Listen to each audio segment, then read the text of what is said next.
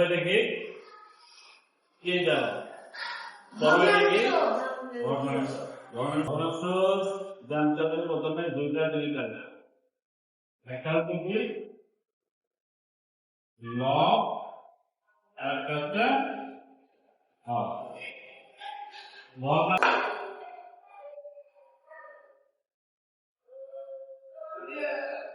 এই যে উপরের এটাকে বলা হয় লব, নিচের এটাকে বলা হয় হর। ঠিক আছে, উপরেরটাকে কি বলবো? লব, নিচেরটাকে বলবো হর। তাহলে উপরেরটাকে বলা হবে লব, নিচেরটাকে বলা হবে হর। এখন দেখো হচ্ছে ভগ্নাংশ কয় প্রকার? ভগ্নাংশ কয় প্রকার? 3 প্রকার। ভগ্নাংশ 3 প্রকার। বলো ভগ্নাংশ কয় প্রকার? 3 প্রকার। কি কি? প্রকৃত ভগ্নাংশ, অপ্রকৃত ভগ্নাংশ, মিশ্র ভগ্নাংশ। মনে থাকবে? এখন দেখো এই প্রকৃত ভগ্নাংশটা কি? প্রকৃত আমরা তো দেখি ভগ্নাংশে কি থাকে? উপরেরটাকে বলা হয় লব, নিচেরটাকে বলা হয় হর, তাই না? এখন যে ভগ্নাংশের লব ছোট হবে, লব ছোট আর হর বড়, ঠিক আছে?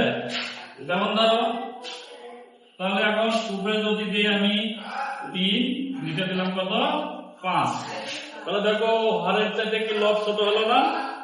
তাহলে কি উপরেরটা ছোট, নিচেরটা বড়। তার মানে লব হলো ছোট আর হর হলো বড়। এটাকে বলা হবে প্রকৃত ভগ্নাংশ। এখন দেখো প্রথমে কি অপ্রকৃত ভগ্নাংশ।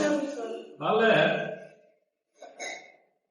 আমরা জানি কি আগের প্রকৃত ভগ্নাংশের ক্ষেত্রে বলছিলাম লব ছোট হবে, হর বড় হবে। আর এখানে কি অপ্রকৃত ভগ্নাংশ। অপ্রকৃত ভগ্নাংশে কি হবে? লব হবে বড়, হর হবে ছোট, হর ছোট।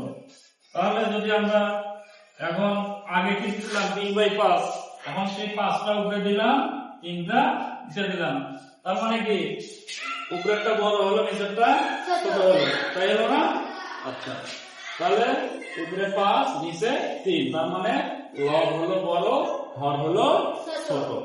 যদি লব বড় হয়, হর ছোট হয়, তাহলে সেটাকে বলা হবে অপ্রকৃত ভগ্নাংশ। এরপরে হচ্ছে কি মিশ্র ভগ্নাংশ।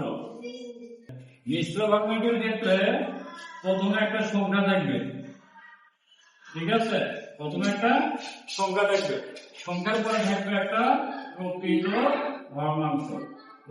তাহলে সংখ্যা যেমন একটা সংখ্যা কোনগুলো? 1 2 3 4 5 6 এগুলো হচ্ছে সংখ্যা। তাহলে সংখ্যার সামনে 1 দেই, আর এখানে প্রকৃত ভগ্নাংশ কি দেব? প্রকৃত ভগ্নাংশ ধরো ওই 5/3 দিলাম। তাহলে এখানে লব এখানে ছোট, হর হচ্ছে বড়, তাহলে এটা একটা প্রকৃত ভগ্নাংশ না? প্রকৃত ভগ্নাংশ। আর এখানে সামনের সংখ্যা, সামনের সংখ্যা থাকে সাথে একটা প্রকৃত ভগ্নাংশ থাকে, তখন এটাকে বলা হবে কি মিশ্র ভগ্নাংশ। তাহলে আমরা ভগ্নাংশ কয়টা পেলাম? 3টা। ভগ্নাংশ কয়টা? 3টা।